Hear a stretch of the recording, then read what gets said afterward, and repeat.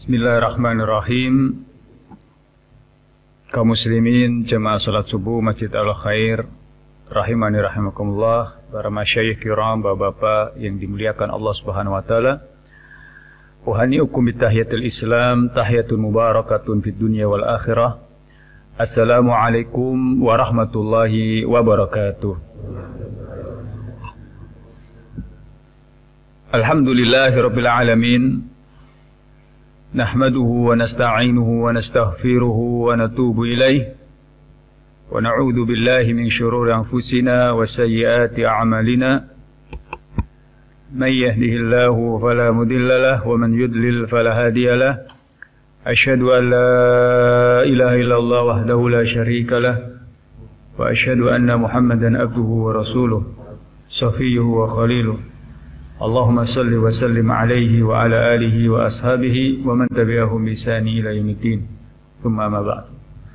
Allahumma anfa'na bima 'allamtana, Allahumma 'allimna ma yanfa'una, Allahumma zidna ilma ya karim. Allahumma rzuqna ilman nafi'an wa rizqan thayyiban wa 'amalan mutaqabbala.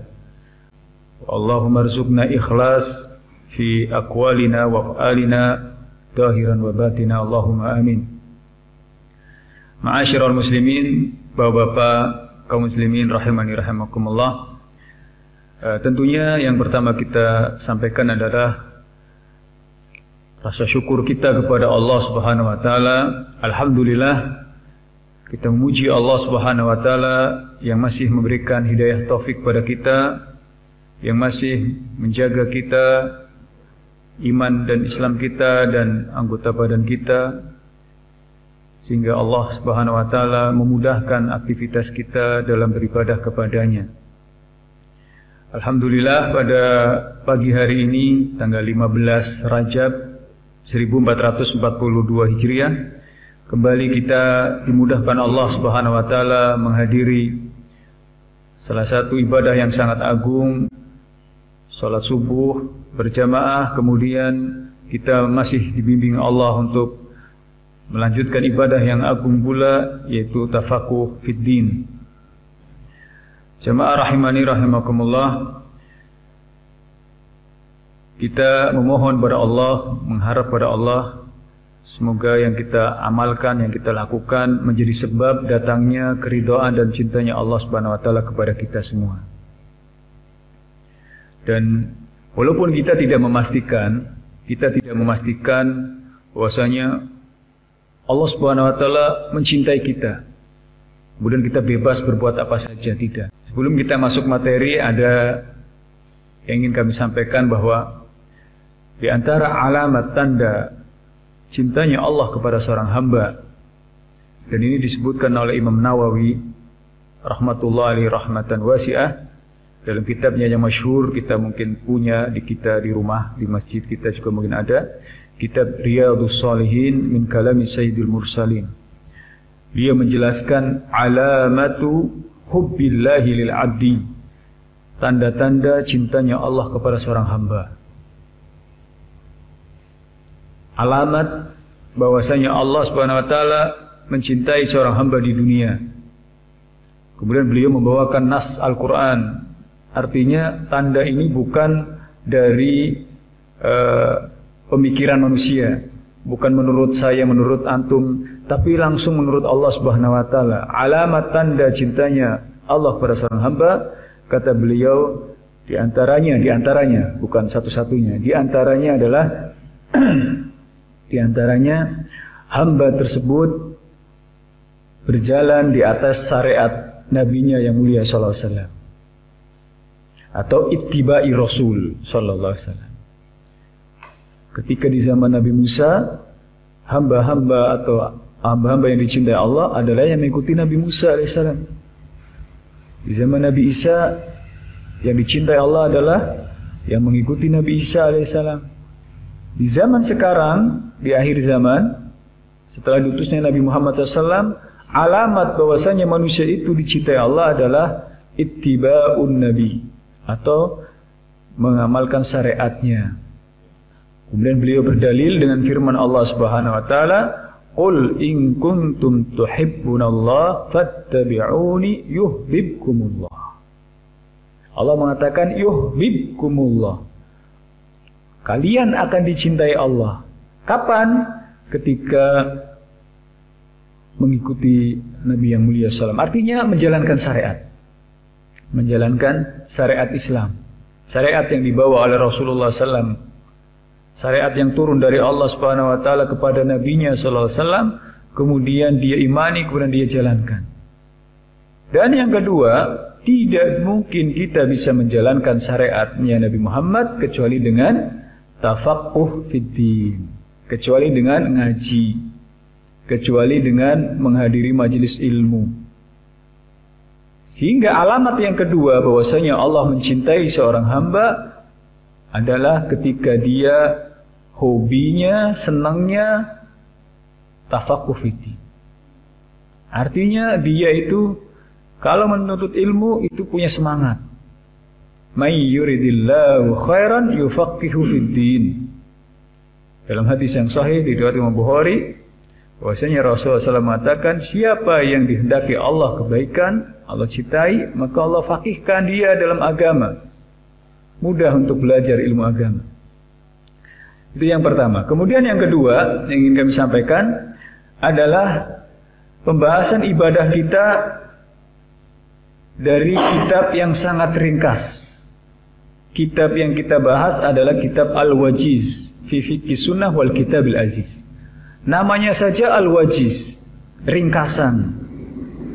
Ringkasan-ringkasan dari berbagai macam aqwalul ulama.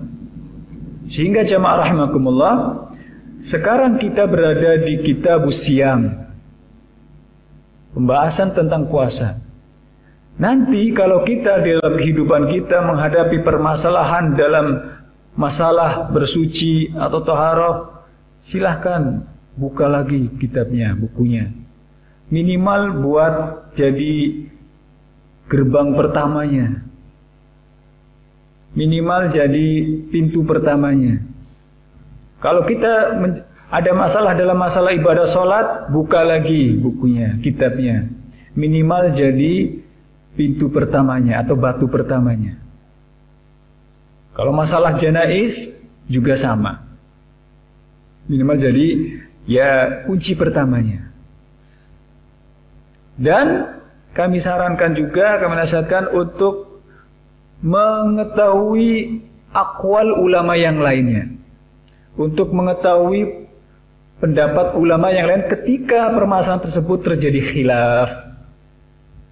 Ketika permasalahan tersebut terjadi khilaf, misalkan dalam masalah sholat, dalam masalah taharah, dalam masalah janais atau siam, maka jangan lupa di sana adakah aqwal ulama, ada pendapat ulama yang lain.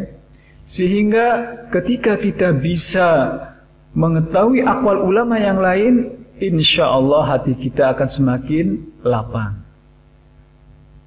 Karena kaidah mengatakan dalam thalabul ilmi, kaidah mengatakan barang siapa yang luas ilmunya akan sedikit pengingkarannya. Man kasura ilmuhu qalla inkaruhu. Barang siapa yang ilmunya, artinya pengetahuannya banyak, pendapat ini dia tahu, ini tahu, maka dia akan sedikit mengingkari orang. Artinya nggak langsung ente salah, ente bid'ah itu, ente salah, ente nggak syar'i dan macam-macam. Dan kebalikannya, man qalla ilmuhu kasura inkaruhu. Barang siapa yang ilmunya sedikit, artinya dia hanya kekeh dengan satu pendapat, maka dia akan sering mengingkari banyak orang. Ya. Tadi saya ulangi lagi, siapa yang pengetahuannya banyak, baca kitabnya banyak, maka pengingkarannya kepada seorang itu sedikit. Nggak mudah langsung mengatakan salah, sesat, bid'ah. Pokoknya yang benar adalah pendapat saya dan seterusnya. Tapi kebalikannya, yang ilmunya sedikit hanya kekeh dalam satu pendapat, yaitu tadi, maka akan sering mengingkari orang yang beda pendapat dengan kita. Oleh karena itu jamaah rahimani rahimakumullah, Pembahasan tentang ibadah adalah pembahasan yang sangat luas, terutama berkaitan dengan arkanul Islam dari sholat. Kemudian sekarang kita masuk di pembahasan tentang as-siyam yang insyaallah taala beberapa bulan ke depan kita akan kedatangan tamu tersebut, dan kita mohon kepada Allah semoga Allah SWT menyampaikan usia kita sampai bulan Ramadan akan datang dalam keadaan iman dan Islam dan sehat wal-afiyah, dan kita sama-sama beribadah di masjid di rumah yang mulia ini. Saya nggak tahu nih, ini nanti hasil rapatnya mau dipakai untuk sholat tarawih atau mau ditutup. Mudah-mudahan ya jalankan aja ya. Ya ini bukan pesan dari saya, bukan. Semampunya. Selama ya tidak ada larangan dari ulil amri. Jamaah rahimani rahimakumullah, pada pagi hari ini kita insyaallah akan melanjutkan pembahasan kita, mudah-mudahan bisa selesai pembahasan kitab Siyam, masuk pada pembahasan walladzi yuftiru bihi shaim sittatu asya. Yang membatalkan puasa ada 6 perkara. Ada istihadul muallif, istihad ulama. Ya, istihadul ulama. Dari mana beliau mengetahui ada 6? Yakin nih ada 6. Ya dari apa? Dari istiqra, dari tatabbu'ul athar, dari memperhatikan dalil-dalil, memperhatikan nas-nas, kemudian dari pengalaman perjalanan hidup kaum muslimin dalam mengamalkan Islam, khususnya puasa Ramadan. Nabi SAW saja mengamalkan puasa Ramadan berapa tahun? Mengamalkan puasa Ramadan dari mulai tahun berapa puasa Ramadan mulai? Ya. Ini kalau ulangan ini bahaya ini. Tahun 2 Hijriah. Tahun 2 Hijriah Rasulullah SAW mulai mendapatkan perintah puasa Ramadan sampai beliau wafat tahun 11 Hijriah. Nah, kalau wafatnya sepakat ulama, nggak ada yang khilaf. Nabi SAW ketika beliau wafat nggak ada ulama yang khilaf. Tahun berapa nggak ada yang khilaf. Sampai bulannya saja jumhur mengatakan sama, Rabiul Awal. Sampai tanggalnya saja hampir ulama itu sepakat, tanggal 12 Rabiul Awal. Cuma khilafnya dalam masalah lahirnya. Kelahirannya itu khilaf. Ada yang mengatakan 12 Rabiul Awal, ada yang mengatakan bulan Ramadan, ada macam-macam. Karena memang ketika lahir kan belum jadi orang yang terkenal, wajar. Emang kalau lahir udah jadi nabi. Ini kalau seandainya lahir jadi nabi dan saat itu yang lagi booming-boomingnya atau lagi rame-ramenya adalah bukan lahirnya Nabi Muhammad, tapi pasukan gajah datang ke Mekah. Ya jadi ya wajar kalau masalah lahirnya dihilangkan. Tapi wafatnya itu disepakati jemaah 12 Rabiul Awal. Nah loh, yang peringati 12 Rabiul Awal memperingatin apa tuh? Ya jadi wafatnya itu disepakati 12 Rabiul Awal 11 Hijriah.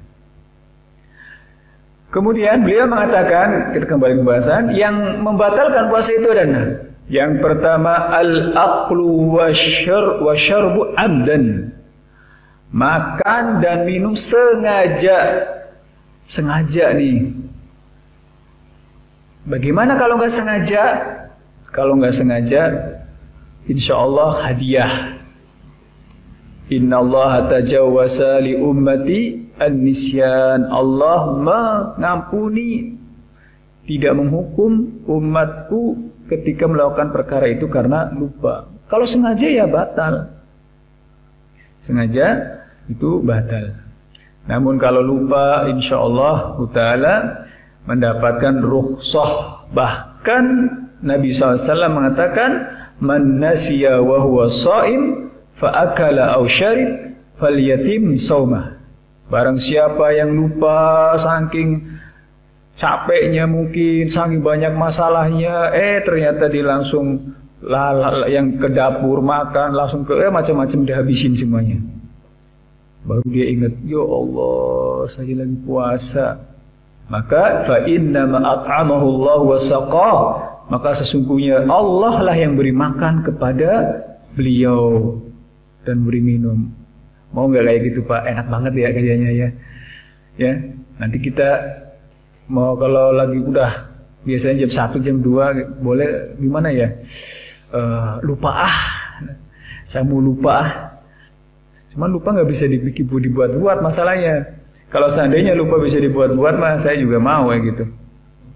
Jadi lupa ini benar-benar lupa. Benar-benar blank kita ini.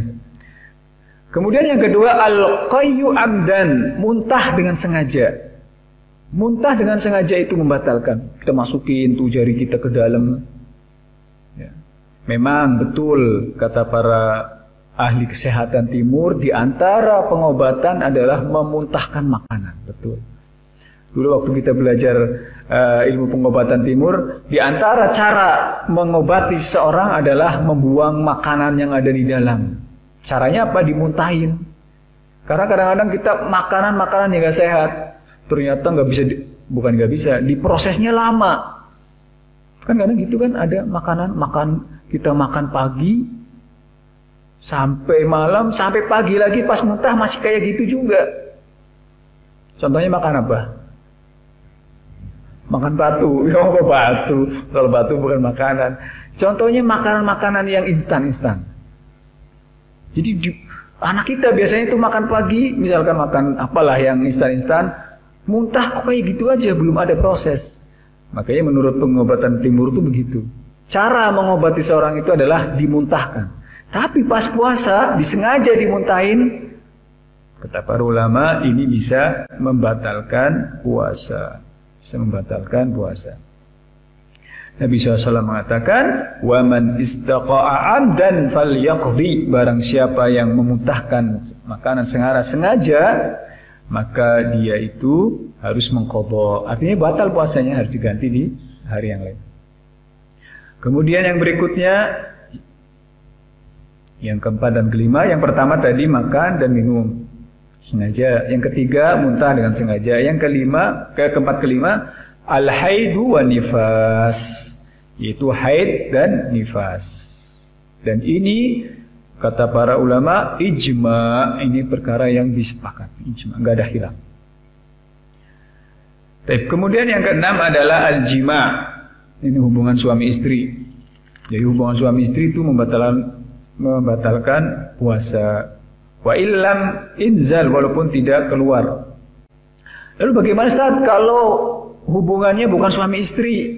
Loh, kok bukan suami istri? Yang suami istri aja salah bagi suami istri gimana sih?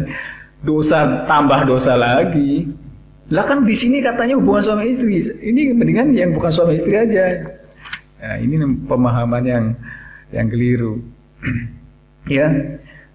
Jadi jima dalam Islam itu membatalkan puasa. Nah, itulah ya. Kemudian yang berikutnya pembahasan kita berkaitan dengan perkara-perkara atau adab-adab yang harus dilakukan oleh orang yang berpuasa. Jadi sebenarnya puasa kan tadi haknya menahan niat, kemudian menahan hal-hal yang membatalkan. Udah tidur aja, boleh nggak Ustaz? Boleh, siapa yang larang? Habis sahur, habis sholat subuh tidur, baik. Ntar bangunin ya, habis duhur bangun tidur lagi, boleh. Puasanya nggak batal, cuman rugi gitu aja, rugi loh. Masa orang lagi puasa tiduran terus? Kan tidur, orang puasa ibadah, ya pakai dalil itu lagi. Ntar kalau gitu mah tidur semua dah, sekomplek gitu kan. Ya subhanallah. Ya jangan berdalil dengan hadis itu ya. Karena hadis itu para ulama mengatakan hadisnya lemah, bahkan ada yang mengatakan hadisnya palsu. Kemudian adab-adab yang harus dilakukan bagi orang puasa adalah yang pertama as-sahur. Oh berarti sahur bukan wajib. Betul, sahur gak wajib, cuman rugi. Kita puasa gak sahur, ya Allah hebat banget gak sahur. Nah, mendingan sahur. Karena apa? di dalam sahur itu selain menjadi modal kita untuk 1 hari ke depan, artinya 1 siang dari pagi sampai sore nanti, untuk mengisi tenaga, sahur merupakan keberkahan, kebaikan. Makanya orang yang sahur walaupun dikit kuat. Ya, kalau apalagi sepiring. Nabi SAW mengatakan tasahharu fa inna fil sahuri barakah. Sahurlah kalian, sesungguhnya dalam kegiatan sahur, sahur itu makan di waktu sahur, di waktu sahur, makan makanan yang ada di saat sahur. Karena makan pada saat itu berkah. Berkah dari sisi makanannya, walaupun cuma tempe goreng sama nasi, walaupun cuma 1 butir kurma sama air, apalagi syukur-syukur ya sate kambing. Dalam riwayat yang lain, tasahharu walau bi jur'atil ma. Sahurlah kalian walaupun hanya dengan seteguk air. Sahur. Itu hukum asalnya begitu. Tapi bagaimana kalau orang kebablasan, ketiduran, tahu-tahu udah adzan subuh. Mau ngamalin ini sahur, ya nggak sahur kalau kayak gitu.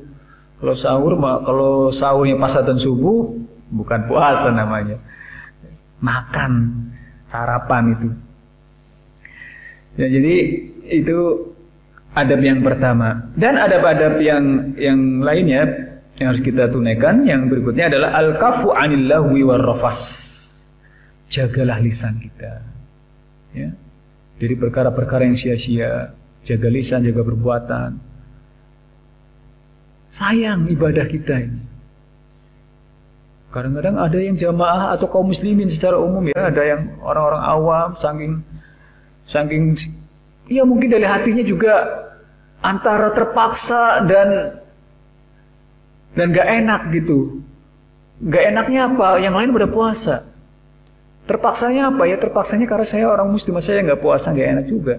Akhirnya dia ketika puasa full kegiatannya adalah game. Kegiatannya adalah HP, kegiatannya jalan-jalan terus. Subhanallah. Makanya dalam hal yang seperti ini, dalam puasa diingatkan oleh para ulama, maka hendaknya orang puasa itu jaga tuh hal-hal yang sia-sia, mainan yang sia-sia, apalagi sampai perbuatan-perbuatan yang haram. Kata Rasulullah SAW, "Ma lam yada' qaula az-zur wal 'amalu bih, falaysa lillahi hajatun fi an yada'a ta'amahu wa syarabah." Barang siapa yang dia berpuasa dan tidak meninggalkan perkataan-perkataan yang dusta, perkataan-perkataan dustanya jalan aja, puasa nggak puasa sama orang seperti ini, dan terus diamalkan, maka kata Rasulullah SAW, maka Allah tidak butuh dengan puasanya dia, dengan meninggalkan makanan dan minuman dia nggak butuh. Secara dohir puasa, tapi Allah nggak butuh dengan ibadahnya dia. Dan hadis ini diriwayatkan oleh Imam Bukhari dan Muslim. Nah, ini ancaman besar jemaah. Makanya kalau puasa itu betul-betul puasa secara dohir dan batin. Jangan puasa hanya secara dohir, nggak makan, nggak minum, lemes doang, menampakkan ketawaduan, kelemesan, tapi ngomongin orang masih, ya, melakukan hal yang sia-sia masih. Kemudian yang ketiga yang perlu kita lakukan ketika puasa adalah al-jud wal mudarasah al-Quran. Berusaha untuk dermawan. Dermawan semampu kita. Apa yang kita miliki, yang kita mampu kita berikan, kita berikan. Dan mudarasatul Quran, dan mempelajari Al-Quran. Ya, belajar Al-Quran, yang terutama yang jelas ngaji, membaca Al-Qurannya harus kita tingkatkan di bulan Ramadan. Kemudian yang keempat, ta'jilul fitr. Mensegerakan berbuka. Maksudnya ketika waktu datang untuk berbuka datang, segeralah berbuka. Jangan ditunda-tunda. Jangan nunggu ini, nunggu itu. Nunggu sinetronnya habis dulu, Ustaz. Nunggu dulu belanja dulu dah sampai malam. Lah, tapi usahakan ketika matahari sudah tenggelam, sudah datang waktu berbuka. Ya, makanya bagus sekali, ini merupakan adat budaya yang sangat bagus di Indonesia ini. Sebelum buka udah baris duluan. Udah jejer duluan. Nah, ini udah rebutan korma nih. Tapi yang jelas ini budaya yang sangat bagus. Karena memang mengikuti sunnah Rasulullah SAW. Kata Rasulullah SAW, la yazalun nasu bi khairin ma'ajilul fitr. Manusia, kaum muslimin akan dalam kondisi baik terus kalau punya budaya, punya kebiasaan, kalau berbuka itu segera. Maksudnya bukan sebelum matahari terbit sudah buka, bukan. Maksudnya menyegerakan berbuka itu matahari tenggelam sudah mulai pada buka. Tidak ditunda sampai isya, tidak ditunda sampai larut malam. Kata Rasulullah SAW, ini manusia yang kelompok manusia yang seperti itu. Artinya kaum muslimin yang seperti itu, ketika lingkungannya seperti itu, insya Allah akan senantiasa dalam keadaan baik. Secara umum senantiasa akan dalam keadaan baik. Kemudian yang kelima adab kita juga an yuftira ala ma yatayassaralah.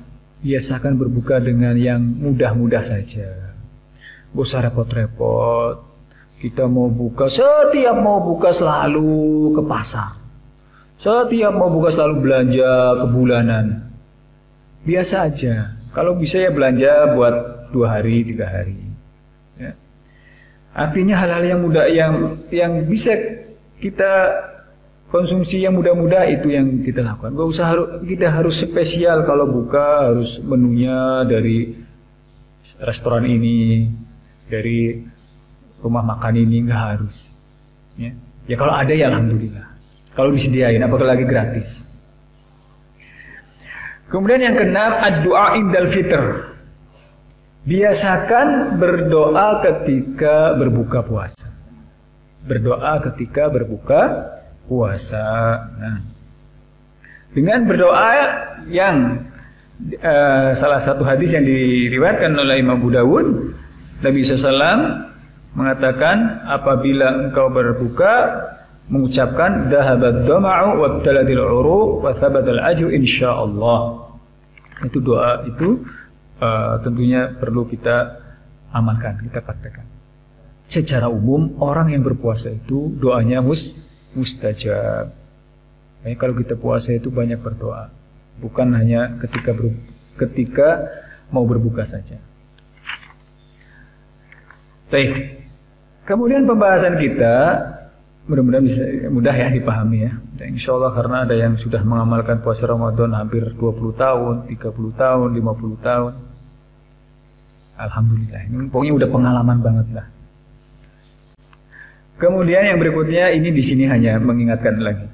Ma yubahu lis-shaim. Perkara-perkara yang boleh dikerjakan oleh orang sedang berpuasa. Boleh orang berpuasa mengerjakan satu, al-ghuslu lit-tabarrud. Mandi untuk mendinginkan badan, gebiar-gebiur kalau bahasa kitanya. Wah, enak banget ya. Anget-anget, panas-panas, nyemplung atau siraman. Ya. Itu dalam syariat boleh. Yang penting jangan diminum airnya.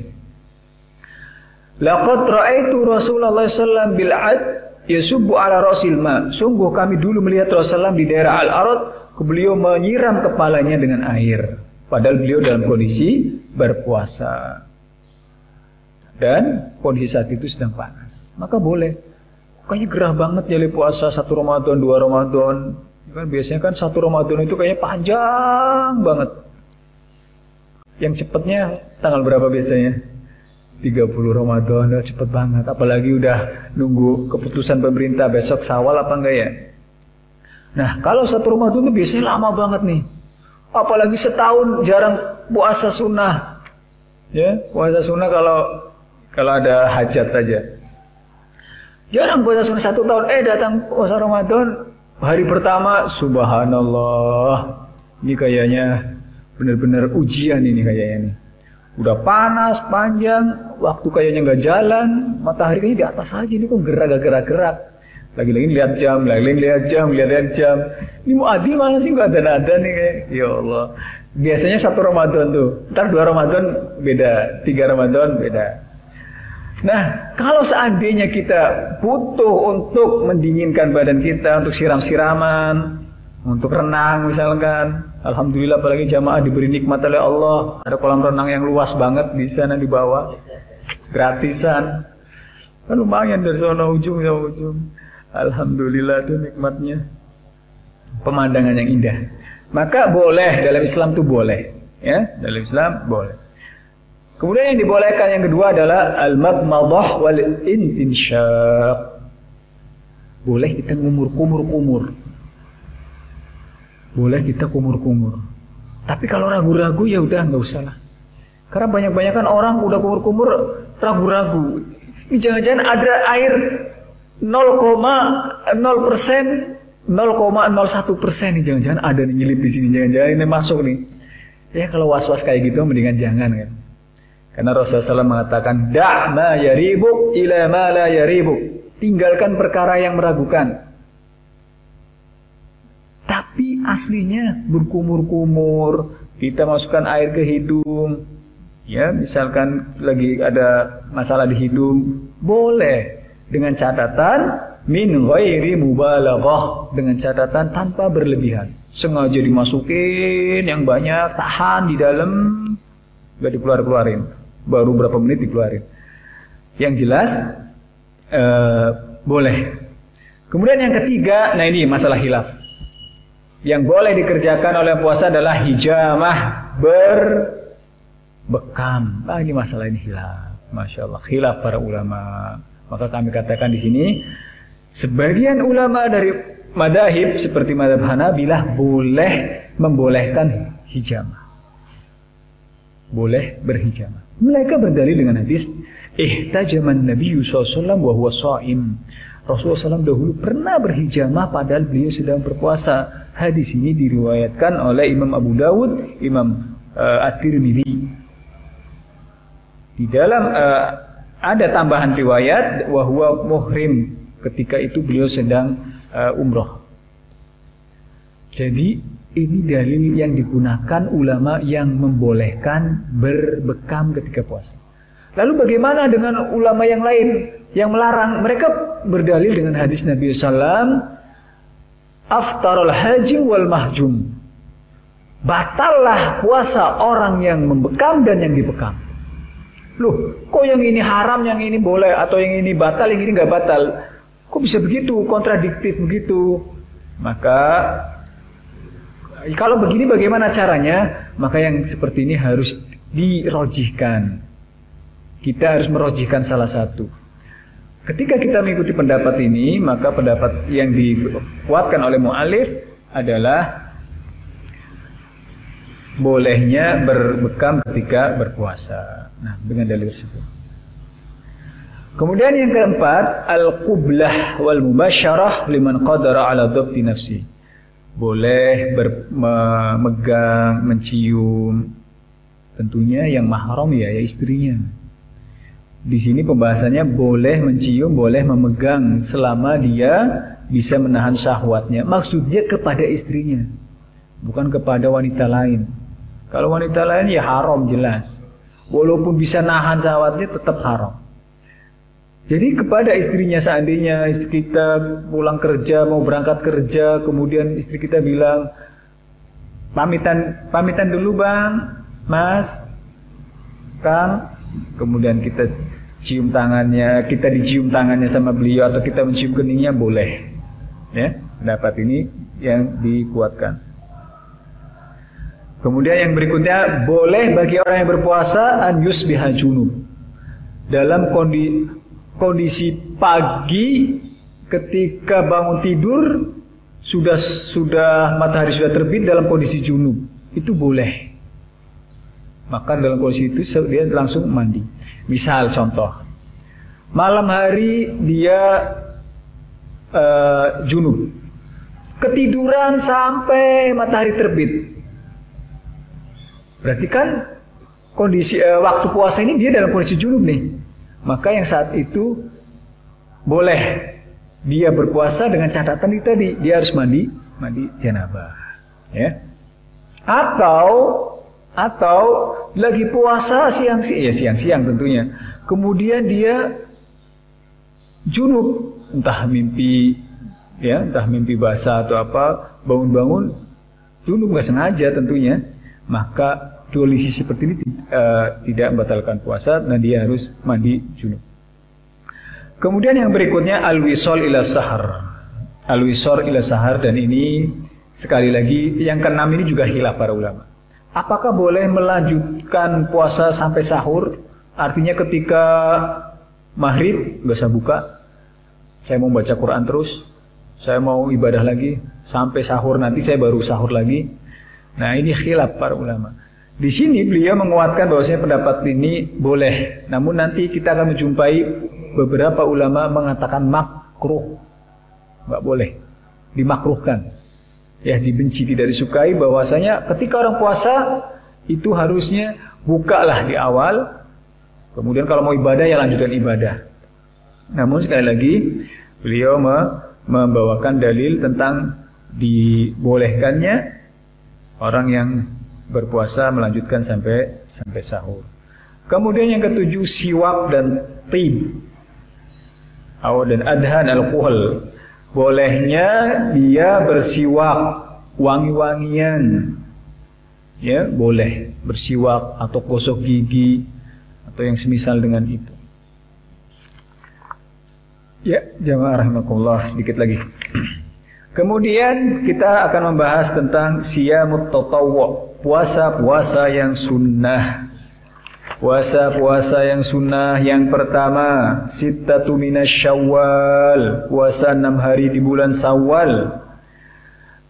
Nabi SAW mengatakan, man shoma Ramadan thumma atba'ahu sittan min Syawal kana kasiyamid dahr. Barang siapa yang berpuasa Ramadan kemudian mengikutinya di bulan Syawal 6, yaitu di bulan Syawal 6 hari, maka dia seperti puasa 1 tahun. Para ulama mengatakan yang dimaksud 6 di situ tidak harus berurutan, boleh dipilih hari-harinya. Kemudian yang kedua dan ketiga, puasa Yaumul Arafah untuk yang tidak berhaji, dan puasa Asyura. Ya, puasa Asyura. Puasa Arafah di tanggal 9, ya. Puasa Asyura, puasa kemudian yang bukan haji, ya. Puasa Arafah tanggal 9. Kemudian puasa Arafah di tanggal 9 yang bukan haji. Nabi SAW mengatakan ketika ditanya puasa Asyura, puasa Arafah, yukaffiru sanatal madiyah wal baqiyah. Puasa Arafah itu menghapus dosa-dosa yang telah lalu, 1 tahun yang telah lalu. Kemudian puasa Asyura tanggal 10 Muharram adalah berdasarkan dalil yukaffiru sana madiyah, juga sama, utamanya sama. Kemudian puasa yang sunnah juga puasa di bulan Muharram, memperbanyak puasa di bulan Muharram. Nabi SAW mengatakan, afdalus siyami ba'da Ramadan syahrullahil Muharram. Puasa yang paling utama setelah Ramadan adalah puasa di bulannya Allah, yaitu bulan Muharram. Wa afdalus sholati ba'dal faridah sholatul lail. Dan sholat yang paling utama setelah sholat 5 waktu adalah sholat sunnah malam. Bulan yang ke-6, puasa sunnah berikutnya puasa Senin dan Kamis. Karena apa? Inna a'malal ibad tu'radu yaumul isnin wal khamis. Karena amal-amal pada hari Senin dan Kamis diangkat kepada Allah Subhanahu wa taala. Kemudian yang ketujuh, puasa sunnah salah suatu ayyam min kulli syahr. Puasa 3 hari setiap bulan. 3 hari setiap bulan, dan tidak harus di bulan di tanggal 13, 14, 15 atau ayyamul bid, tidak harus di tanggal tersebut. Kalau di tanggal tersebut utama, lebih bagus. Nah, kemudian pembahasan berikutnya puasa Daud, 1 hari puasa, besok tidak, besok puasa lagi. Nabi SAW mengatakan, ahabba siyamu ilallah siyamu Daud. Puasa yang paling dicintai Allah adalah puasanya Nabi Daud. Kana yasumu yauman wa yuftiru yauman. Dahulu beliau puasa 1 hari dan tidak berpuasa 1 hari. Baik, suruk jam 4 menit lagi sebentar. Kita lanjutkan dulu. Kemudian yang berikutnya puasa Dzulhijjah, Asyara Dzulhijjah, puasa tanggal 10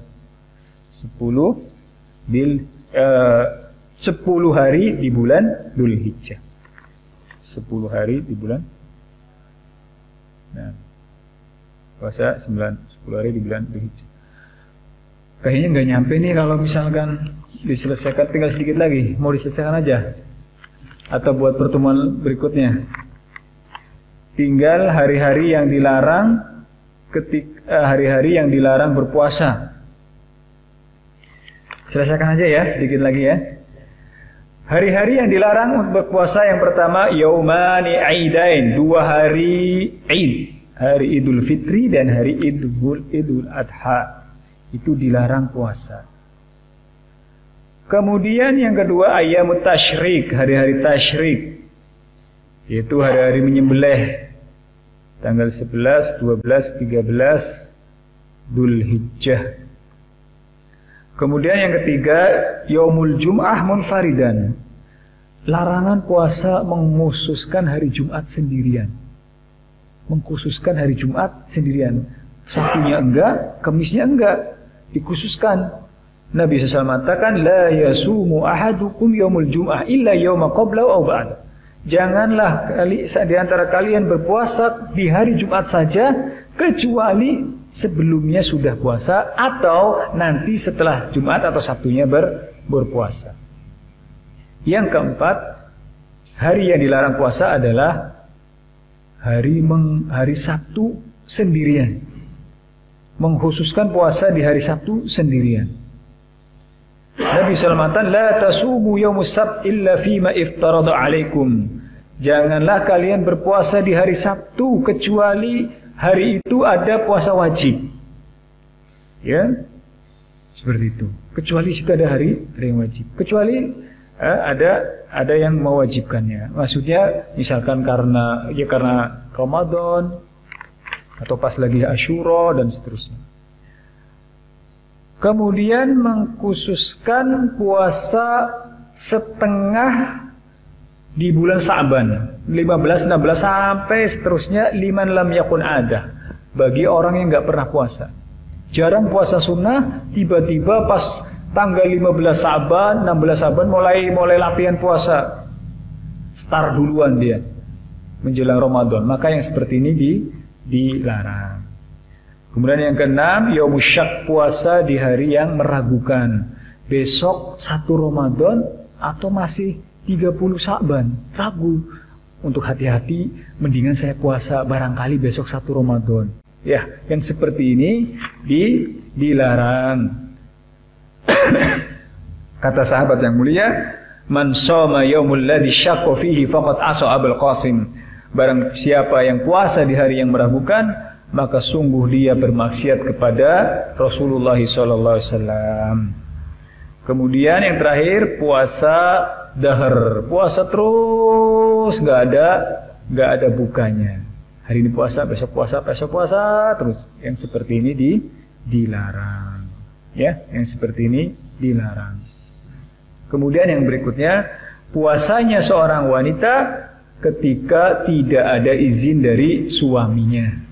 Puasa sunnah seorang wanita tanpa izin dari suaminya. La tasum al-mar'ah wa ba'laha syahid illa bi'idni. Janganlah seorang wanita puasa sedangkan suaminya ada dan boleh dia puasa kecuali dengan izinnya. Karena puasa suaminya ada. Karena suaminya suatu saat mungkin butuh. Ya, bapak-bapak tahu sendiri butuh apa. Butuh dimasakin atau butuh di pijet-pijet, ya macam-macam lah. Yang jelas ketika ada suaminya, istri mau puasa sunnah, pamitan dulu, izin dulu, ya. Kalau diizinkan baru boleh. Dan alhamdulillah kita selesai dari pembahasan Kitabus Syiyam, ditutup dengan pembahasan al-i'tikaf. Adapun i'tikaf, ya, insyaallah kita sudah ma'ruf bahwasanya i'tikaf artinya berdiam diri di masjid. Dan disunahkan i'tikaf dilakukan pada 10 hari terakhir di bulan Ramadan. untuk mencari atau untuk bisa menjumpai di malam tersebut salah satu malam yang mulia, yaitu malam Lailatul Qadar. Ya, sampai sini jamaah rahimakumullah pembahasan kita berkaitan dengan Kitabus Syiyam. Ada yang mau disampaikan? Ada yang mau ditanyakan sebelum kita tutup? Dan insya Allah pembahasan kita akan masuk ke Kitabuz Zakah. Berarti di bulan apa ya? Sa'ban. Nah, ya, baik. Buka puasa ditangguhkan sampai sahur. Tadi kita sampaikan ada khilaf para ulama. Beliau di sini menjelaskan boleh. Dengan cara sengaja ditangguhkan karena ada niat ibadah, karena ada niat ini dan itu, ada hajat ini dan itu sengaja, maka menurut beliau boleh. Namun sekali lagi saya sampaikan, di luar sana ulama-ulama yang lain mengatakan makruh karena Nabi SAW memerintahkan agar berbuka disegerakan, menyegerakan berbuka. Dari hadis tersebut, segerakan berbuka artinya kita harus memang berbuka di awal itu. Maka kita katakan, kalau seandainya ada yang punya hajat, seandainya nih saya gak bisa puasa karena harus megangin kerjaan ini terus, gak boleh lepas. Kalau lepas nanti mesin mati misalkan. Ya udah sampai nanti aja bukanya. Maka yang seperti ini boleh menurut beliau. Karena ada hajat, tentunya sengaja ya. Wallahu ta'ala a'lam bishawab. Ya, cukup jamaah rahimakumullah pembahasan kita dari kitab As-Syiyam, dan alhamdulillah dengan izin Allah selesailah pembahasan kita. Semoga Allah Subhanahu wa taala senantiasa memberikan hidayah taufik kepada kita semua, memudahkan kita semua, dan semoga Allah menjaga kita semua dimanapun kita berada dari malapetaka, malabahaya, dan dari makhluk-makhluk yang berbahaya untuk kita semua. Wassallallahu wasallam ala nabiyina Muhammad wa ala alihi wa ashabihi ajmain wa akhiri da'wana alhamdulillahi rabbil alamin wa subhanaka Allahumma bihamdika asyhadu an la ilaha illa anta astaghfiruka wa atubu ilaik. Assalamualaikum warahmatullahi wabarakatuh.